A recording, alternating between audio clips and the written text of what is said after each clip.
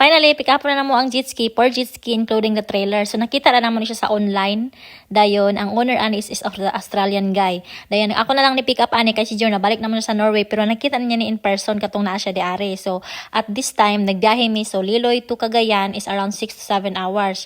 Dayon, Gingungog City 4 hours gikan sa Cagayan. So nindot ang view, makita nimo Valencia, makita nimo ang mga view. So finally, maabot na jud ta di are dayon. At this time, pag abot na mo di are, wala pa ang tag-iya. So naghulat-hulat ni. So mo ni ilang area na sila cottage. So nindot po dilahang kaning property by the ocean pud sila na sila karaoke dayon diyan nindot ilang area dayon for sale pud ni siya kay mo for good na sila sa Australian mo balhin na sila sa Australia mo nang ibaligan lang niya ang jet ski kay mahilig mo sa jet ski and then thankful pud mi kay kani si Sir Brent tamis na nako in person kay ato nga time nga ni anhi mi di are kuyog si John wala man siya nya pagbalik nako dire na ulit na ana siya so pag pick up nako ning tabang jud pud siya sa mga everything diyan nya dili jud basta-basta kasi isa ka jet ski bugat kay RSN 400 per kilo ang isa ka jet ski ana at mga Sedu, Yamaha, upat ka buhok with trailer, ana, isa-isa nila.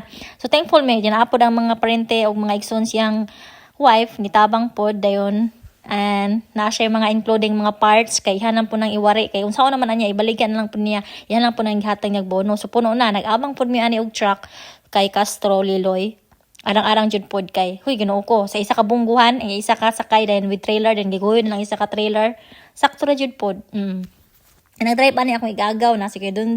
Then thankful mi nga naabot mi og safety. So napatay part 2 pag abot sa Timan. And that's all. Bye.